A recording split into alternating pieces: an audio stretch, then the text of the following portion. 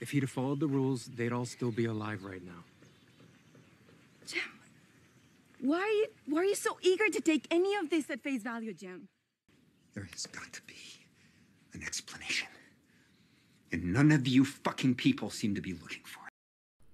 What's the deal, live familiar? You know who it is, the Don Tony Teflon, and I'm back at you another one. And in this video series, I'm going to be breaking down all of the biggest questions From has set forth. All the ones they have not answered yet, the Don is going to answer those questions for you in these videos. In this video, we're going to talk about one question that people have no idea what's going on, and that is, what pulled the tent when Boyd and Sarah were in the woods? We seen the tent go flying. They were in there. What was pulling them? I've heard people say that it was giant spiders. I've heard people say it was Bigfoot, and people say it was snowmen, all crazy stuff. I'm going to tell you that all those things are wrong, and I'm going to tell you exactly what it was that did actually pull that tent. And if you're into videos like that, do me a favor, subscribe to the channel. We are close to 100,000 subscribers.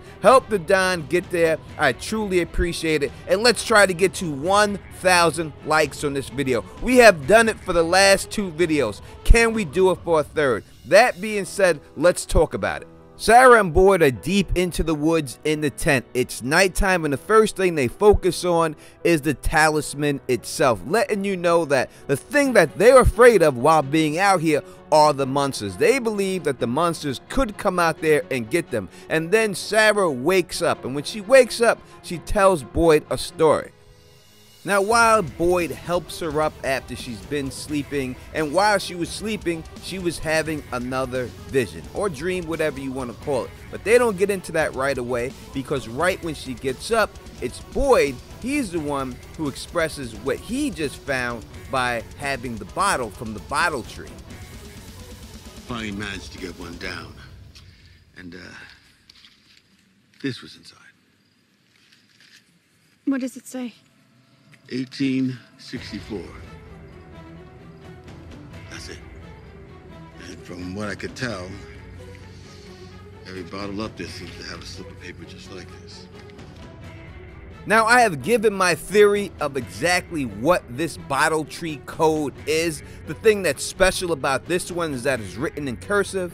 It's not just numbers, but it's the same numbers, but it looks like it's been written in a different time period than the one that we're in right now. If you want to check out that video, just go check it out. It says bottle tree code broken. Drop that link at the end of the video and you'll be able to find it there. So we know that we have a message from the bottle tree. And what significance is that? Well, they wind up later on at the lighthouse, and we know that this specific bottle tree is the one that took people right to the lighthouse. So we have the bottle tree lighthouse connection going on in this episode without them saying exactly that was the case. I think we should go back. What? The voice I heard, it was different this time. It was a woman. And she was screaming. She said that she was wrong. That we shouldn't have come. That there are things out here that are worse than the monsters. She kept saying. So up until this point, the voice that Sarah always heard was a male voice. But right now, it came to him as a female form. And this voice told her not to be out here because there are things out here way worse than the monsters. We heard that same thing from Martin. You see this? I found these in the forest. They protect us, keep us safe. They won't be able to hurt you there. You think those things that come out of the forest at night did this? They're just the tip of the spear. So the voice that Sarah is hearing and what Martin said is basically that there is something above all these monsters. There's something there, and not just one thing, multiple things, because they say there's multiple things. So there's a group of people or entities that are controlling the monsters and controlling everything here, and just allowing the monster to be their instrument of destruction. What? You kept saying what? It doesn't make any sense. She kept saying, tell Mr. Fish and Loaves that I was wrong. So by saying this, we now know exactly who this entity is that's talking to her. It's the same one that keeps appearing to Boyd in the form of his wife. The one that came to him right before he broke the music box. The one who's always trying to prevent him from doing the right thing. So we know that this entity appearing is not a good entity. It's really, truly not trying to help them at all. And it's right after this conversation that the tent begins to get dragged.